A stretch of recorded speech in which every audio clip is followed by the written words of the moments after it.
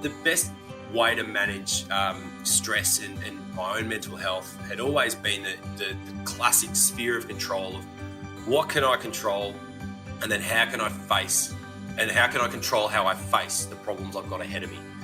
And it really, that couldn't have been clearer than the situation we were in. Hello, I'm Dr Jodi Richardson, and you're listening to, well, Hello Anxiety, a podcast where we end the struggle with anxiety and build our toolkit of practical skills to thrive.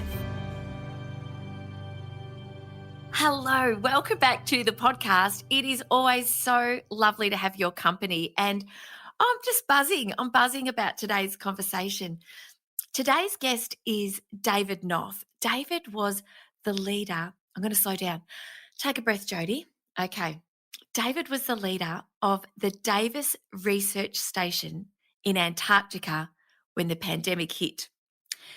Their transfer home, David was leading a team of 24 expeditioners.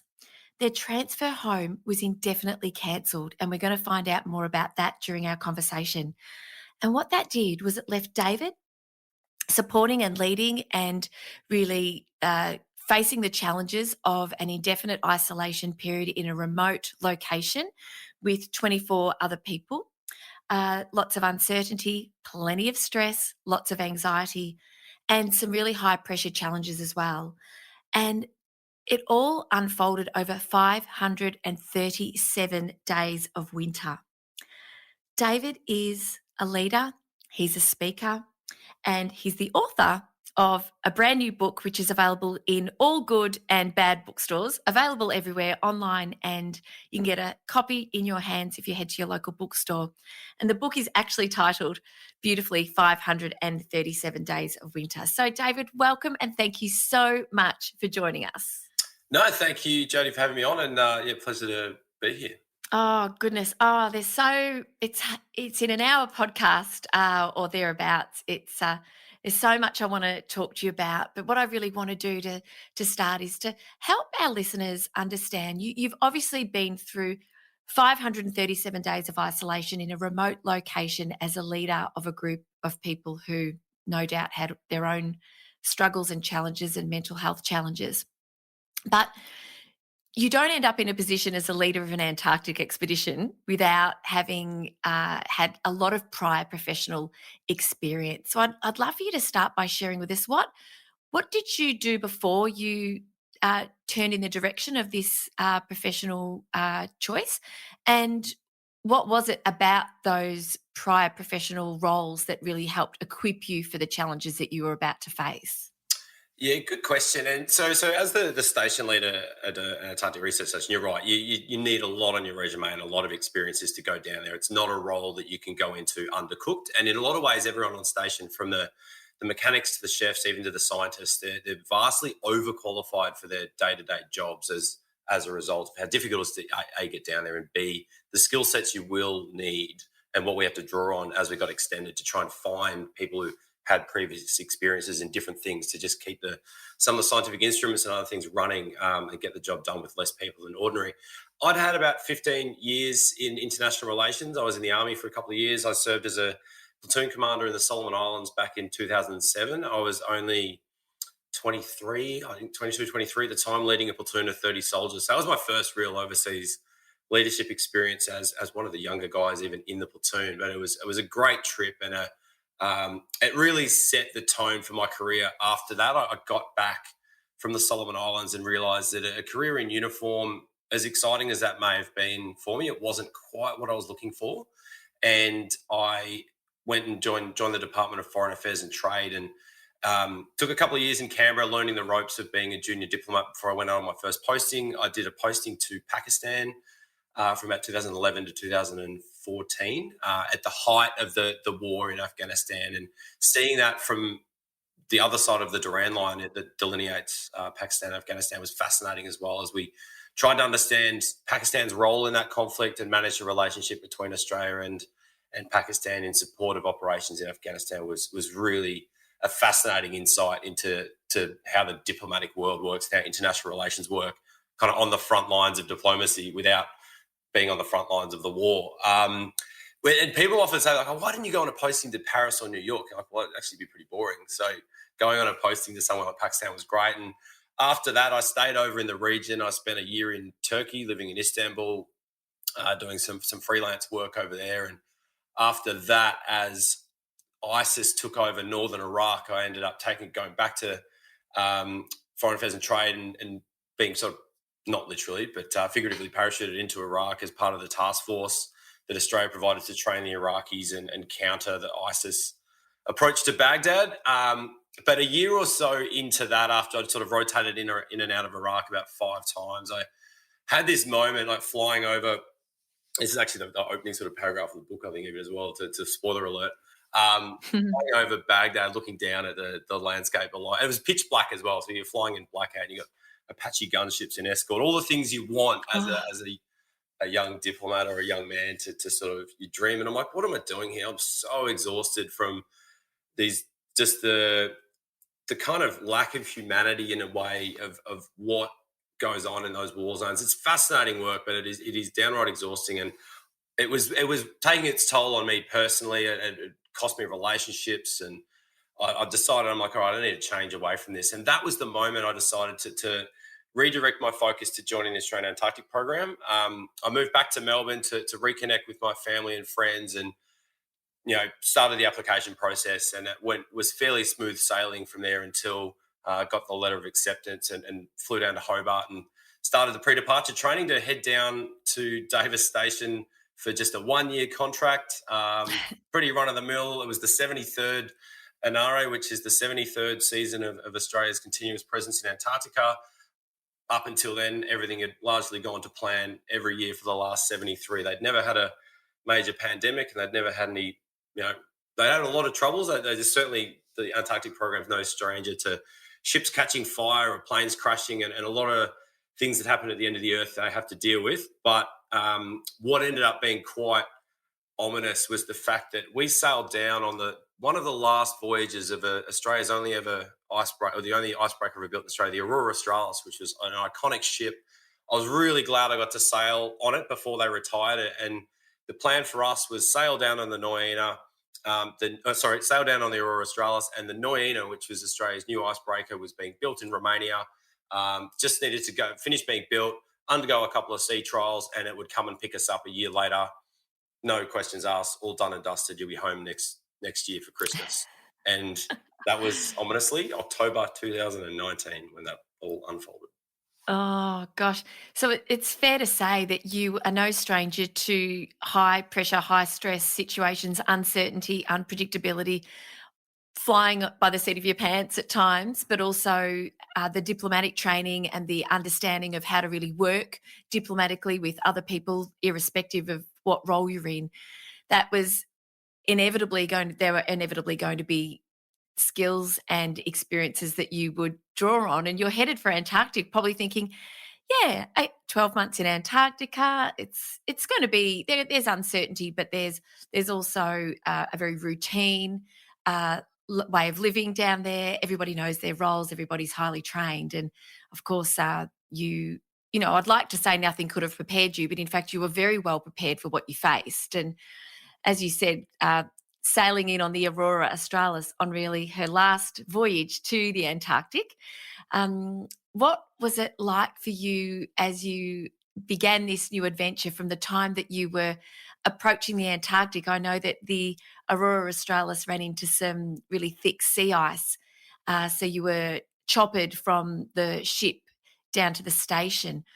Can you paint a picture for us, please, of what it was like? What's it like at the Davis Station in and around in terms of the external environment and the temperature, and also about what the quarters are like, what the buildings are like, and what's life like inside the station?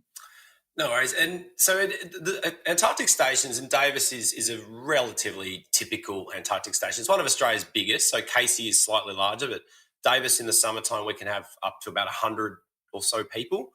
We think we maxed out at just over 100 during the resupply period when the ship is there. But as you arrive on the station in the summertime, so we got there in early November 2019, it takes 2 weeks to sail there from Hobart.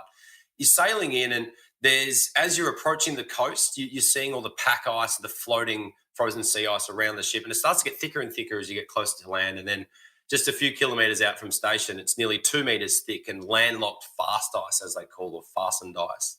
And, the Aurora Australis weighs thousands of tonnes of ship and engines and power. But to see it absolutely stuck and just unable to get forward other than, backing up and crunching through for a few metres gained each time, and the ship just goes backwards and forwards. So we were standing up there on the bridge watching this going, oh, this is going to take forever, as they then decided, well, you know what, let's fly a few people ahead. And I was lucky enough to be one of those and a few others.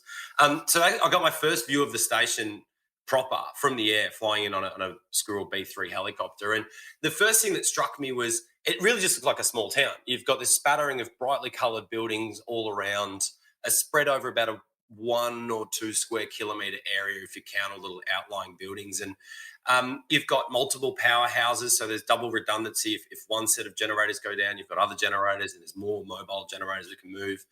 A lot of plant and equipment to move the snow in the wintertime, so you've got bulldozers and excavators and everything. And then, but in the summer, when the snow is clear, you can drive around in utes.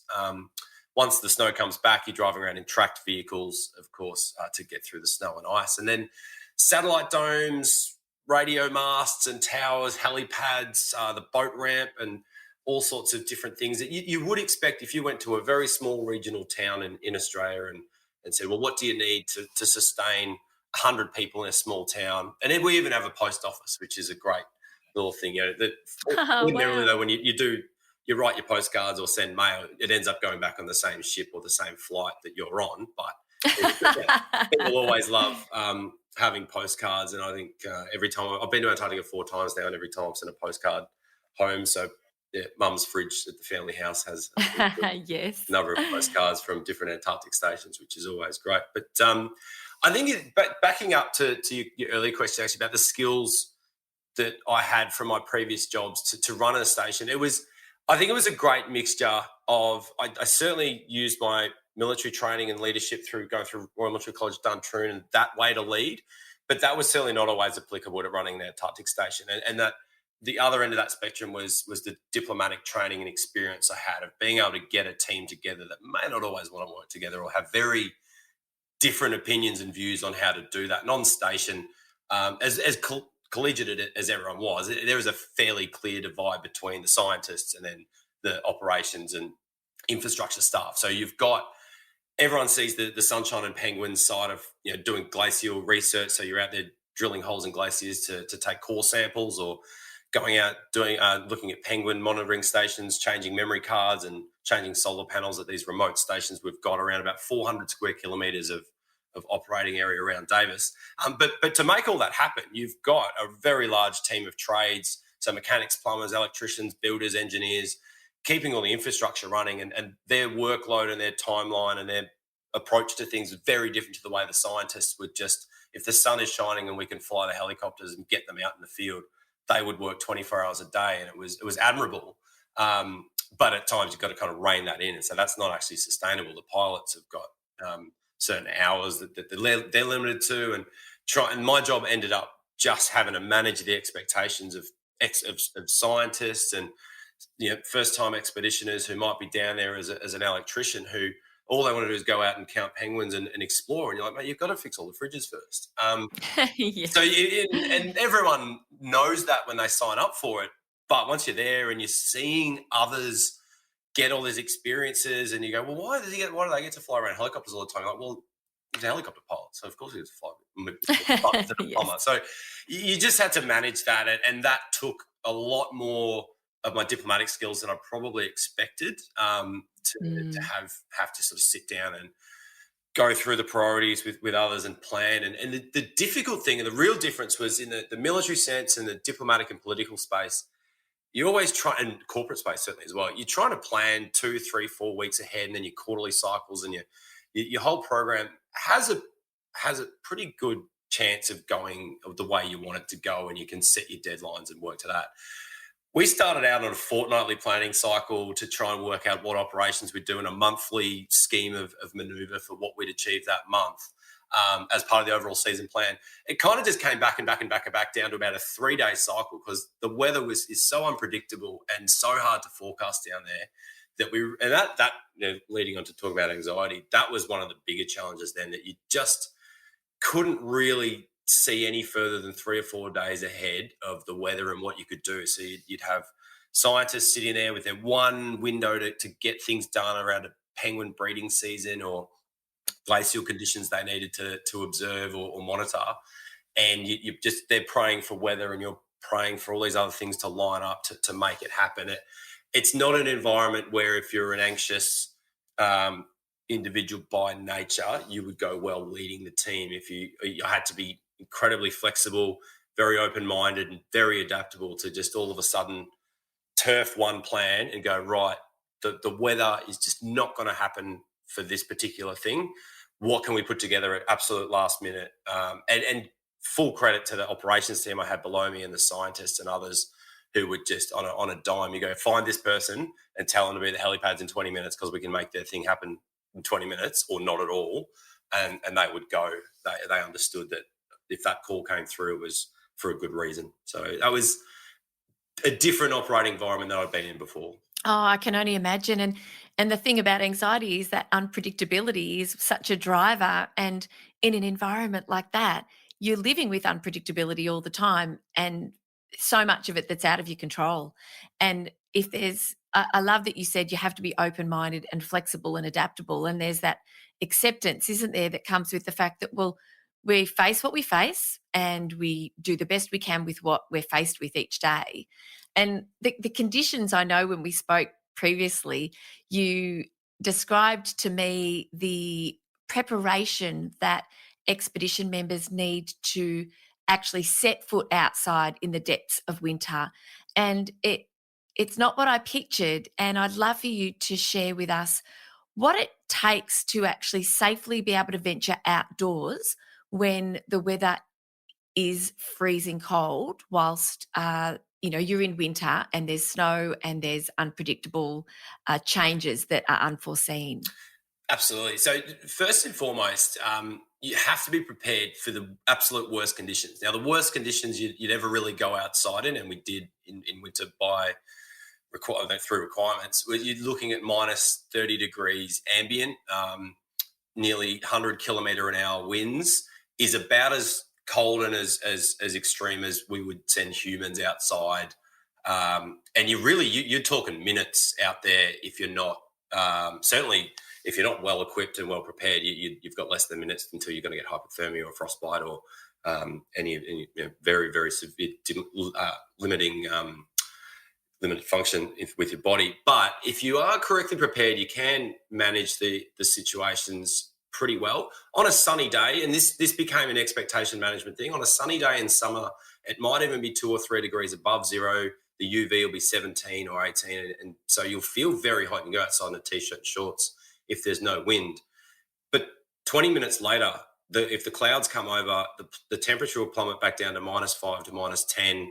And if the wind picks up, the wind chill factor is what gets you, not necessarily the ambient cold. So your wind chill can get up to kind of -40 or 50 really quickly without even having terribly strong winds. And that caught a few people out. We had a few people with they've gone out in good conditions and then realised that, wow, I don't have even something as simple as a neck buff and that thin sort of layer of exposed skin between what can be a really good weight jacket and your beanies and everything else. But if you've got a little thin layer of skin exposed, or the gap between your jacket and your gloves, are some of the places where people would start to get the first signs of frostbite and really start to have dramas. I had one day where I came back inside after I'd been out on the quad bikes, which are a great way to get around in the winter and summertime on the sea ice, but a controversial topic as well as it being phased out. But so you're out driving around, you've got, you never go out without a lot of equipment. So you've got about 10 or 15 kilos worth of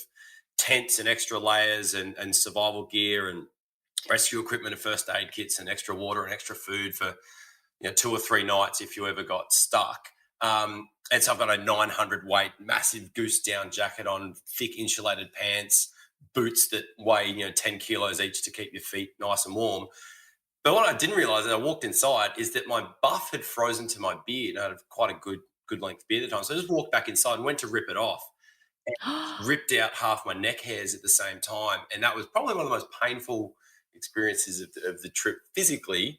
So I learned very quickly to just when you get home or back on station, which the station building, 20 degrees inside, lovely. The director describes them often as a ski resort. You've got all the creature comforts you'd expect, but you've got to leave some of your outer layers of clothing on to let them defrost and melt before you take them off. They don't rip out your neck hairs or your beard hair. But yeah, I Oh. think most people are surprised by the living conditions we've got on the stations. You've got a really good kitchen. Everyone gets their own room. Generally, in summer, a few people have to share, but you get your own room. Very thin walls, so you might have your own room, but you still feel like you've got a flatmate.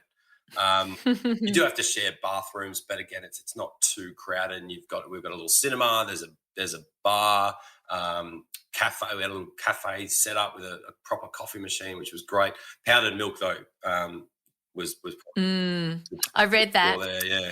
Um, Yes, I know, but I thought the really good coffee machine would compensate, and you adjust. You adjust. Exactly. So the catch is as became evident that if you're stuck anywhere with 24 people, no matter how good the conditions or how good the facilities, you're gonna get on each other's nerves. And it did help that the station has a pretty large footprint. There were a few places you could go and hide. The band room was one of my favourite ones. It was a small older building called the Pineapple, a few hundred metres away from the main area of the station, and a few guitars and a drum kit and a couple of good very hardworking heaters down there. And I used to try and hide down there occasionally and just play a bit of guitar and take some time for myself to not feel like I'm stuck in Antarctica. And the minute you close your eyes and you're playing guitar and daydreaming about being home, you felt isolated from being isolated in Antarctica. It Yes. became, even in the summertime, in the busier moments, that became really important for me as a leader to take moments where I could just to myself to get a bit of space. But one of them famously turned into quite an interesting event. So there was two band rooms. There was the Pineapple is mentioned, and there was a smaller band room up in the main living quarters. And on Friday or Saturday nights, when a few people would be having a few beers or a glass of wine, I'd often just lock myself in the band room with one beer, and I'd play a bit of guitar by myself and call it kind of station leader quiet time. And then one Friday night, one other person sort of joined in. He's like, he just started playing the bongo drums or something next to me, and we're like, oh, cool. And another guy sort of joined in, and he's like, I'll pick up the bass, and jumps on the bass guitar. And someone else comes in, they pick up the triangle, and all of a sudden there's this room full of people. And I'm like, this was supposed to be station leader quiet time, not bloody band practice. But yeah, look, great. Antarctic That's ensemble. right. You get kind of a flash mob situation, which could, and that's just life on Antarctic Station. If you've tried to hide, um, someone will find you eventually and disrupt your Someone will. peace and quiet. One of the things I remember you writing about and talking to me about as well is the gym. Can you tell us about the gym? Because no doubt when you need a bit of space and you need to get away and you need to look after yourself, if you've got 10-kilo boots on your feet, you need to be fit, you need to be strong, especially to be able to withstand all of the challenges of carrying the equipment when you're outside of the station and all of the other expectations on your time. So the gym, no doubt, is a place lots of people like to visit. Can you tell our listeners about the gym, the space, and the other very comfortable features that helped you all to thaw out a little? Yeah, for sure. And so my two main outlets have always been music, so playing guitar or something like that, and the gym. And they're pretty standard individual ways to deal with your stress or your anxiety around that. So they were my two things. The floor with the gym at an Antarctic station, similarly to a hotel gym or a small workplace gym, it's got a lot of equipment crowded into a small room that's not really aimed at anyone, and it's kind of doing a lot of things to a moderate standard and not really achieving much. Um, Mm. like the treadmills aren't next to each other; they're kind of mismatched, and then there's a lot of old equipment mixed with new equipment, and no one, and you're all ordered by someone who doesn't use a gym ever, so they just go to a catalog every couple of years and order new equipment, and that's what you get. But credit to them, they do a great job of getting what people request, but it doesn't have a lot of method to it. The problem is the gym was relatively small. If you were the only one in there or there's two of you in there, it worked really well. You had enough space, you could swap machines, or you could use the floor space to do your stretching or your more dynamic workouts, and then you could move into the weights room.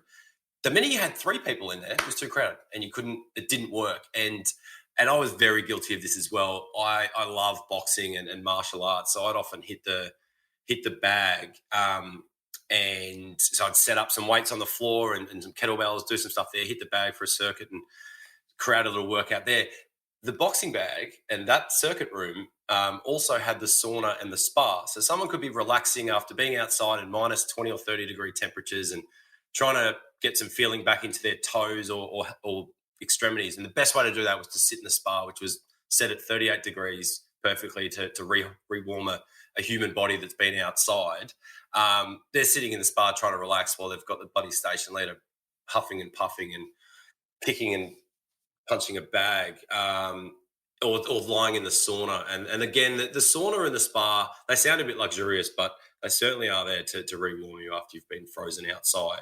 But if you're trying to relax in the sauna and the spa and you've got someone blasting music or yelling and whatever, if they're boxing or doing circuit work, and it became very hard to then tell someone to not be themselves in a place like the gym. And that created a bit of tension at times when complaints would come to me. They're like, oh, this person's too loud in the gym, or this person's in the gym too much. And they feel intimidated to go to the gym when this other person's in the gym, and you have to manage that. And we ended up setting up another gym and moving some equipment to some smaller communal spaces to try and just create opportunities where, like, okay, if you want some just space to do yoga or something quieter, we turned a bedroom area that we didn't need in the second summer into a yoga room. It didn't get a lot of use, but it was there. And I found as a leader, a lot of managing the group issues and group stresses and anxieties just came down to my job became creating opportunities. I really had to grapple with the fact of I'm not going to solve these problems. We haven't really got onto it, but yeah, we were extended for a lot longer than we were supposed to be there. And that took its toll on all of us. And anyone that denied it was affecting them was probably lying to themselves and the group. It certainly affected us all in different ways.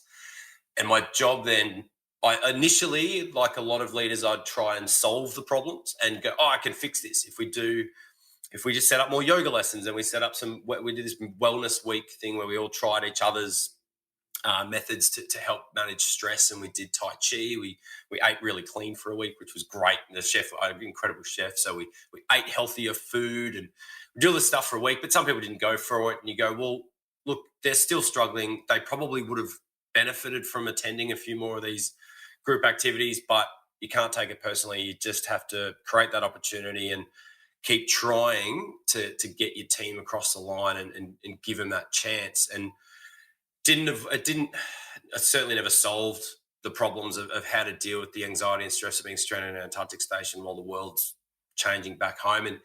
And I think to keep waffling on again without letting you speak, but one of the biggest changes from the war zones and everything I'd been in, that no matter where you were in the middle of a war zone, for obvious reasons, they could have you out of there in hours. And a lot of that was around the casualty evacuation thing. So if you got hurt in an IED blast or you got shot in Kabul or Baghdad, you'd be at a hospital in Germany or somewhere, in hours. It was incredible. But that also meant if someone had an emotional or physical problem unrelated to war or an issue back home where, oh, my father's sick or my daughter's just been hit by a car or whatever it is, they could have you out of those war zones and on a plane back to Australia, before you could even think. And they never questioned it.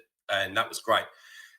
And a lot of the time you exist in that world of like, you can always get home. You can always just, whatever happens, you click your heels, you hit the button and you'll be home and that's it. And we didn't have that. And that was completely taken away from us. Everyone knew we'd go down there for a year, and the run between the last ship's visit in March when the Aurora comes to take home the summerers and leave just the 24 of us for winter, we only had to make it, 7 months to kind of October-ish when the first flights can start reaching the station. So that's as long as anyone ever does without an ability to get home.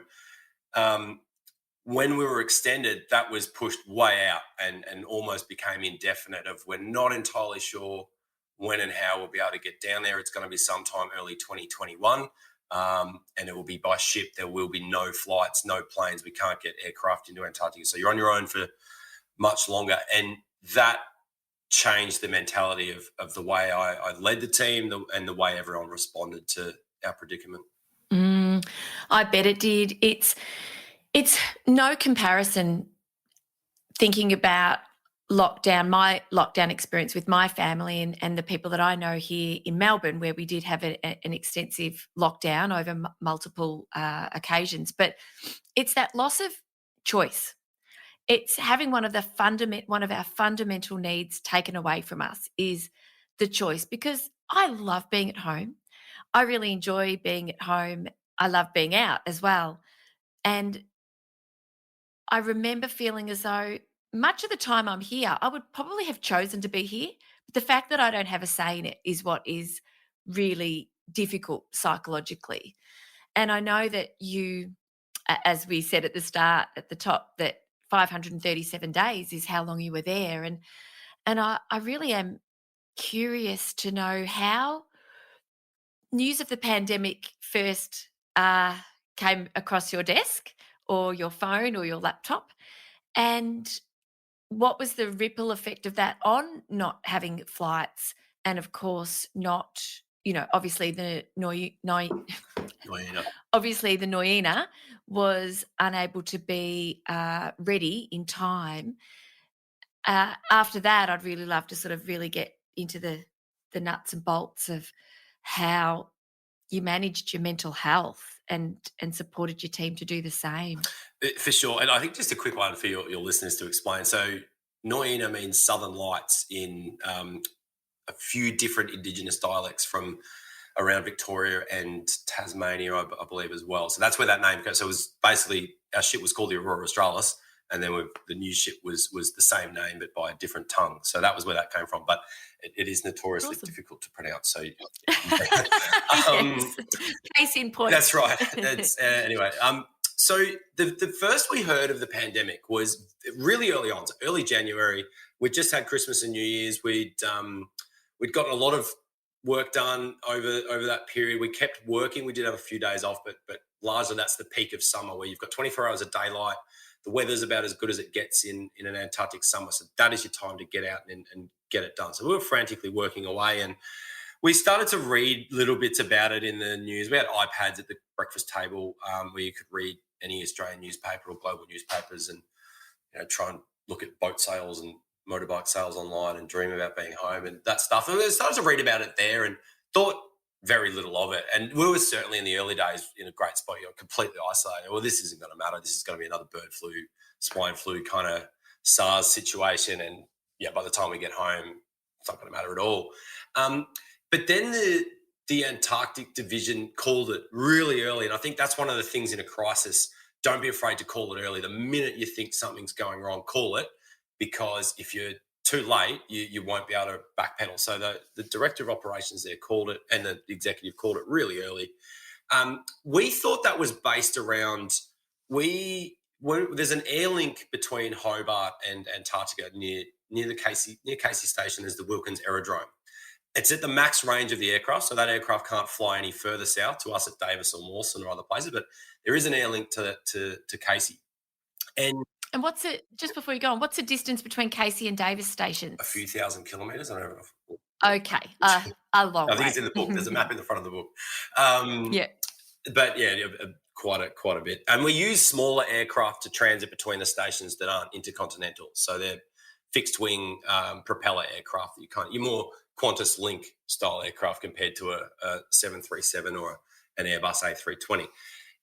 Anyway, so we fly Chinese expeditioners down in the summertime, and we ferry them across to their stations, and we share aircraft. It's quite an international operation down there. We have great relationships with the Indians, Russians, and Chinese stations that are quite close to us at Davis, and we share assets and we share information and we share science. It's all really collegiate.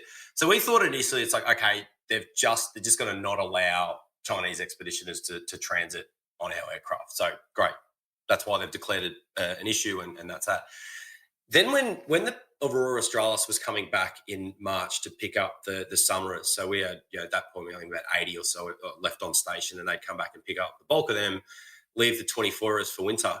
And running an icebreaker to Antarctica, it's a very expensive operation, very complex operation, and takes about 12 days to sail from Hobart to Davis. And the ship turned up on day 12, and the voyage leader just said, "Mate, we're here early, but we just have to sit here." And I'm like, what are you talking about, mate? Like, this is costing thousands of dollars a day to be here, and the sun's shining. Let's get the barges on the water and start transferring cargo and get these passengers out of here and switch to winter mode. And he's like, "Nah, got it 14 days. We have to be at sea for 14 days, isolated and everything." And that, to me, was the real kicker of, okay, this is serious. If they're holding the ship in good weather from doing operations, we're staring down the barrel of a very interesting winter here.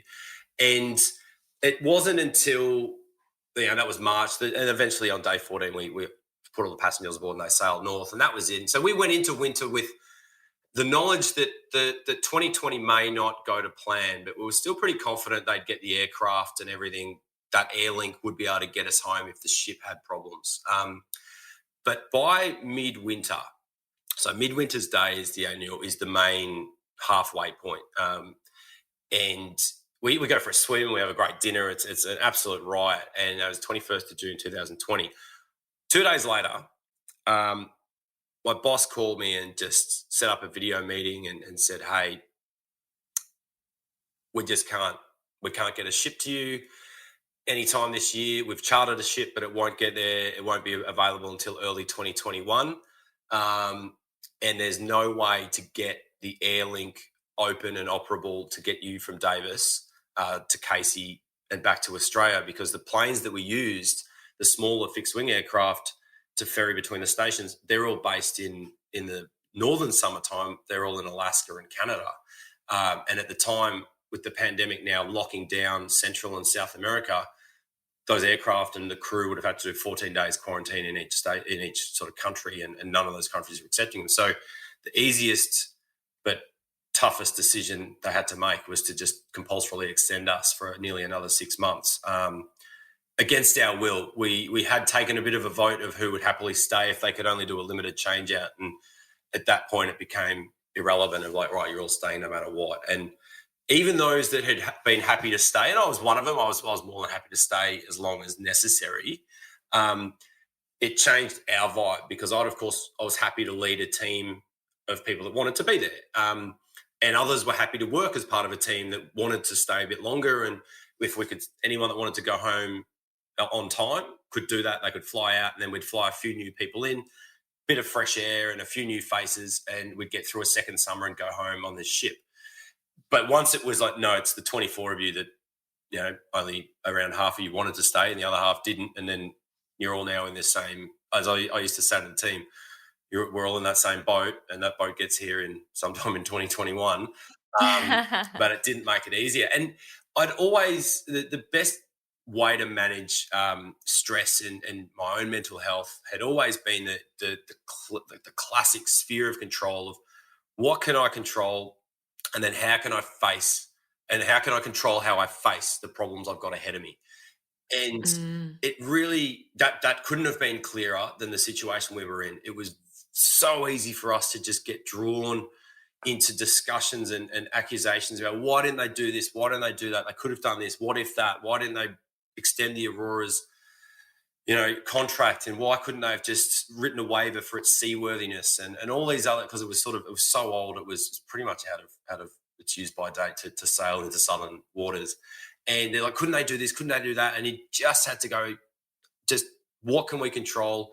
We can't control the very complicated and very difficult logistical situations that our bosses are worrying about. We can hate it all we want. It doesn't change the situation. What we can control is what we're doing on station and how we're going to face this. And I made a very conscious decision to face that challenge and go, right, this is the most unique leadership experience you could ever get. You can't pay for the challenges. It's one of those things that you look back and you go, I wouldn't recommend it to anyone. Anyone that wants to, everyone wants to be a kind of Antarctic station leader when you're dealing with challenges and flying over glaciers and all that sort of stuff. I could tell you what, no one wanted to be in my shoes or any of our shoes or boots on station when facing a second summer and an uncertain return. And it did get tough. And managing my own mental health was one part of it. Managing the team was the more difficult task when you're trying to tell people, like, hey, let's talk about sphere of control or something, and they just don't want to listen, or they don't get it, or they're not interested in that. They want to just throw blame at people and blame the government and blame this and blame that, and all of the things you saw here in Victoria and around the world and around Australia. Of some people blame the government, others blame the economy. Some people, people just focus on different things, and that's people. And as a snapshot of Australians and Kiwis, for good measure, on station, if you took the numbers down and did the percentages, I reckon it was pretty much spot on. That if out of 25 million Australians and 24 expeditioners, some of those percentages of people that accepted it and moved on and made the most of it, of lockdown, or found a new job or created a side hustle or got fit, it was offset by people that drank a bit more than they should have, put on a bit of weight, lost motivation to work, the relationships broke down, and all those things played out on station, with the real issue of, well, no one could go home any earlier than anyone next to you. And that, as it went on, became, I said as well, the highs became briefer and the lows became deeper. That even things that used to bring you joy and you used to enjoy, you'd get out. And for me, that was getting out and doing something, going and seeing penguin colonies or something like that. You get out for a day and you go, oh, this is great, riding around on quad bikes or hiking out in the hills on a sunny day to these remote areas that no one gets to visit, and looking at penguins and go, oh, this is amazing. You get back to station and someone's like, oh, why are we doing this? Why can't we change that? This is ridiculous. Like, I don't want to do that. And you're like, oh, there goes my afternoon. Or there goes my nice night's sleep that I was hoping I'd have after a day of hiking around. So that became exhausting. And the other one then, for that, certainly the second summer and even from the start, was drawing lines in the sand for when you could take work questions and when you couldn't. And I was probably the number one target for questions out of hours. Sometimes that was because of accessibility. If someone's working all days, like out the field or away from station, and I'm generally on station, they, of course, I'd happily take questions from them until a reasonable hour after dinner. And probably after we eat dinner at sort of 6 o'clock every night, we became like hamsters turning up to the little feeding wheel at 5:59. That's where everyone is. Highlight of the day some days, I imagine. You just get endless questions, up until you've gone to bed. And that became clear, telling people that, hey, can that wait till tomorrow, or email it to me because I'm not going to remember right now, or I don't have my notepad, or it's completely irrelevant right now and we can deal with that tomorrow. But at the same time, then you have to understand that maybe they want that off their chest so they can sleep. And if I can take that question or that field trip application or request for resources, if I can take that off their chest and work for 5 minutes now at 10 o'clock at night and just do it, it might be a better solution than telling them to park it and come and see me at 7 o'clock in the morning. And I know I found that when I got home, that was a big change in workplace culture, that there was a lot more emails and phone calls and things happening out of hours that I felt was pretty unnecessary. When you're getting emails at 10 o'clock at night, like, why the hell are people working? And then you unpack it a bit and you're like, well, when you've got two kids in homeschool and you're trying to both work from home and whatnot, 10 o'clock at night is about the only time you get some bloody work done. So it can be. I remember receiving an email from somebody at an unusual hour, and there was a little disclaimer at the bottom that said, I'm sending this at a time that's convenient for me. Please reply at a time that's convenient for you. And that's great. Yeah, that's a really intelligent way to do it. Yeah. I'd love you to share a little bit more about what you've done to, well, I wanted to ask you about with that because I think that is a very much a part of the culture that's come out of the pandemic is this idea that work and home life has really the boundaries have been really blurred. And you were saying about focusing on what you can control, focusing on the control of how you meet the challenge that you can't control, and setting the boundaries in place, which you've said that you saw that boundary blurring happen when you returned to Australia as well. But um, what other advice could you give to because the listeners to this podcast, we have such a brilliant and beautiful and varied community here who listen to the podcast, and men and women. I know of listeners from 20 to 60 of different genders, and there's so many insights, no doubt, that you've gathered and that you've distilled in hindsight from your experiences. What are some of the learnings that you could share with us about coping in times of great challenge, high stress, and anxiety? What could you share? Some of the key takeaways, I suppose, of your experience. I know that's a hard No, ask. it's It was a huge experience. We don't have a long time to talk about it, but could you give it a go for us? no, absolutely, and I think that's something that I love explaining to people and talking them through about how we dealt with this. And the best advice could give, and what I learnt was the more you can plan for everything and have a contingency on the shelf, and have talked through it with your team or your superiors, nothing's a surprise. And for us, that became okay. Plan A is that the ship's going to come and get us, but we did talk through what some of the other options might look like, and there was a small but not impossible chance if if there's problems with the ships, if we may have had to stay another winter. And myself and the chef and a few others had logistically planned for that, of what resources we might have and what that would look like. It would have looked, I mean, 537 days of winter was worse, but if that book title was 800 and something, it would have been incredibly difficult. So but we planned for it and we had a contingency, and that I think helped me and a few others go, okay, if it comes to that, it's going to hurt, but we can do it. We'll survive. We'll find a way to get through that. And we had that on the way on the ship. On the ship on the way home, we were supposed to go into Mawson Station and do a resupply there. We got stuck in the pack ice and had to do a fly off resupply via helicopter. And that was one of the smoothest transitions. That logistically, that change was phenomenal and would boggle the minds of any logistician out there.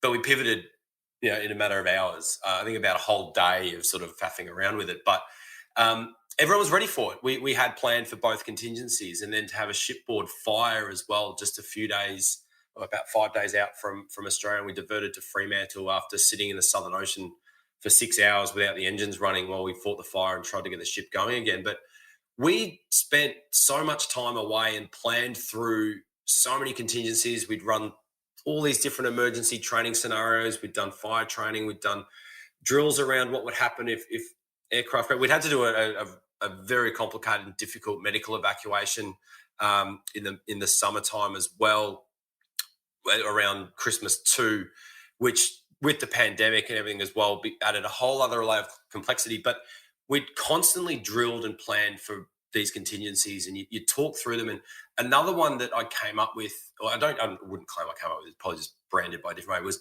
delegate the worry. And that can go up or down. And when we were managing the medical evacuation, there was only so much we could do on station. There was 100 things we could have done, we should have done. We just didn't have the people to do them. So when, all right, with 24 people, what can we actually do?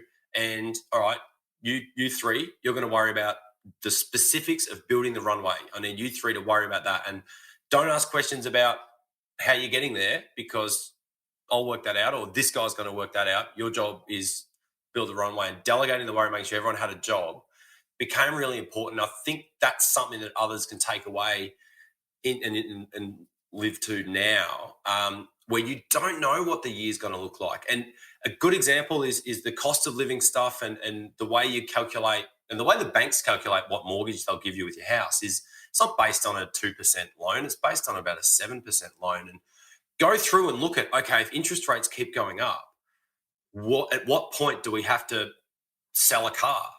And know your metrics on some of these things, to know, so that when that happens, you go, oh man, interest rates are now 5%. You're like, that's all right. We have a plan for that, or we've thought about what we have to do, and that's and hopefully that's not, to quote Monty Python, it's not kind of medical experiments for all the kids. It's selling a car or not eating smashed avocado on toast anymore. The more you've planned it, the less surprising it is when it turns up. And delegating the worry, I think, was something that helped me in times of crisis. The more, as a leader in a crisis, the less you actually do, and this sounds ridiculous, but the less you do, the better. Your job just becomes delegate anything and everything to everyone, including your own worries. And even when I'd come up with something, I'm like, oh God, what if we have a downed aircraft at the runway and this happens? And then you just go, oh, hey, who's not busy right now? And someone goes, I'm not busy. You go, great.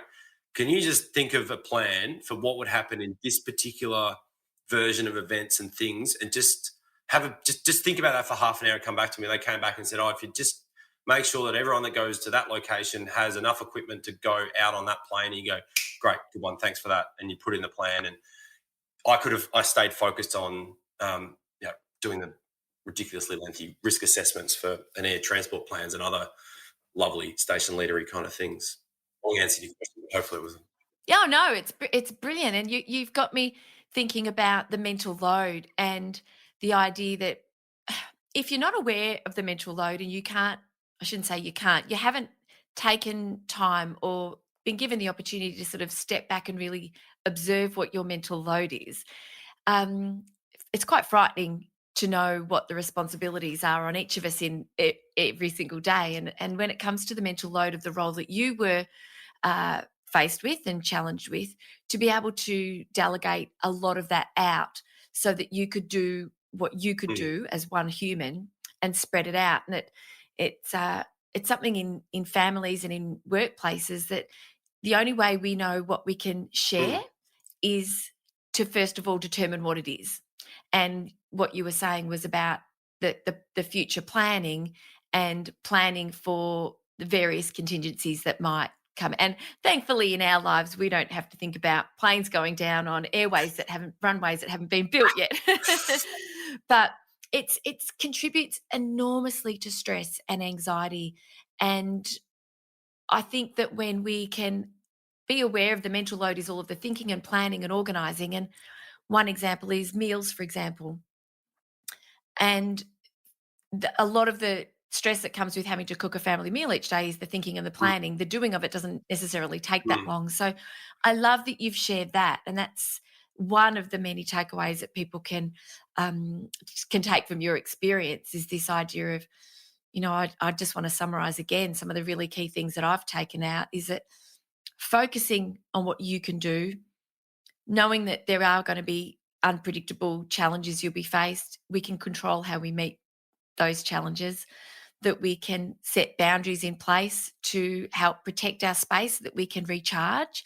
And you really have spoken a lot about that idea of taking that time out and away, and the burden of having lots of things coming at you at all sorts of hours is no doubt very difficult to manage. And wherever we can put those boundaries into place is really helpful. And that last really key takeaway about delegate, if you're in a family, ask everyone around you, what can you do?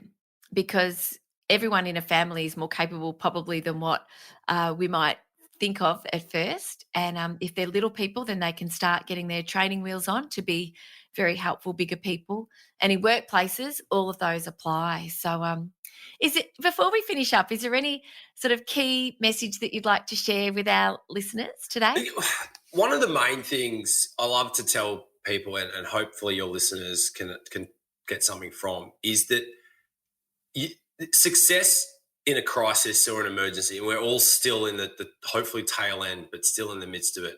Success in a crisis does not feel successful at the time. It feels chaotic, it's uncertain, it's anxiety inducing, and you'll feel like you're failing. And I felt like I was failing many, many times while I was in Antarctica and have in the past. And yet when you look back, you go, geez, we did a good job of that, or that was successful, or people are saying, what a great job. And you're like, it felt terrible, like this didn't work, that didn't work. And just the important thing is to back yourself and understand that it will not feel like you're winning until you've won. And anyone who's been in very, very extreme circumstances will tell you the same thing. If you have very little information, you have very little control, you have to just embrace the chaos and keep making decisions and keep going forwards and accept you will stumble and you will fail along the way. And the other one I say is if you learnt something, you didn't fail. As long as you know why you failed and you can learn from it and incorporate that into your next plan or your next thing, you'll do a better job. And as a leader, that is one of the most important things, that you keep going no matter what, because the minute you quit or you stop, you're done, and your team's done, and your operation or your business or whatever it's over. So it sounds simple, but you keep going.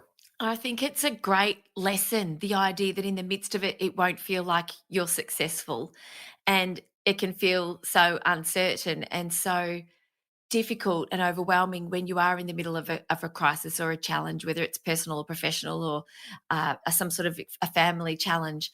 Like you say, keep making decisions, keep moving forward, don't stop, you'll sink, pun intended. And I think that that's a really important takeaway, because that's that awareness. Because I think when we're aware of what to expect when we are all going to face challenges if we haven't already, and crises in our lives, to know and have that idea that, well, it's not going to feel like it at the time, but if you keep taking that next right step, that next best step, and moving forward, plus draw on the people around you, as you have so beautifully described through that whole experience, then it's a way to make it through and come out the other side. And as you say, if you've learned something, you've never failed. I think that's just an incredible place to finish. David, honestly, thank you for writing the book. I know writing a book is a huge undertaking, and it not only is it's a labour of love in many ways because of the time that it takes, but it's reliving everything that you've been through, and that's not always easy either. And to sort of do it in a way that's drawing on your experience, sharing the experiences of the other people around you, and sharing lessons through that. So thank you very much for investing in that. I hope it was a cathartic experience for you, but we all get to benefit from your experiences. And so could you tell people where they can learn more about you and your work? And we know that the book is available and in all good bookstores and online, of course. But where can people connect with you? Great, thanks. And you're right. Writing the book was very cathartic and helped me understand what I'd been through and what the team had been through, and getting that balance right between my version of events, but also a number of the team helped me along the way by checking different facts and stories and opinions and where I got it wrong as well, including like, hey, well, yeah, in hindsight, we could have done this and it would have been better, but we're all safe and home. So that was a difficult process. And so it's out now in all good and bad bookstores and online. You can order it. It's across Australia and New Zealand in the bookstores, but it can get shipped globally through Book Depository and other websites. To find out more about myself, I do professional speaking and run workshops on leadership and motivation and whatever you really want to draw on my experiences. www.davidknoff.com. And you can follow the book's Instagram account at 537 Days of Winter on Instagram. But get in touch with me if you're interested in hearing more or getting me along to one of your events or your workplace or school or charity or whatever it is, and happy to reach out and try and teach others from my experience what they can take away and what they can learn and incorporate into their lives or businesses. Oh, you do it so well. You do it so well. And I just feel so inspired by what you've shared and what you've accomplished and how you share it. I really wish you all the best. This is a new adventure for you, isn't it? Sharing this experience and really helping others learn from what you've all been through. So, look, thank you again for your time. It's just been such a pleasure talking with you. And thank you, everyone, for listening. Thank you for joining us, David and I, today. And if you are enjoying the podcast, please share it with one other person. The ripple effect of the podcast is something that's so meaningful for those that get connected with it. So if you could do that, that would be really appreciated. And also, if you are enjoying it, if you would leave a rating and a review. That would be appreciated also. David, thanks again for joining us, and thanks everyone for listening, and we'll see you next week. Bye. Thank you so much for joining me for this week's episode. If you enjoyed it, please subscribe and leave a review. To keep the conversation going, I'd love you to join me over on Instagram. You'll find me at Dr Jodi Richardson. Also, if you'd like a copy of my free 5-day mini email course, Calm Your Anxious Brain, then jump over to my website, drjodirichardson.com, and you can sign up down the bottom. I've really enjoyed having your company. Thanks so much. See you next time.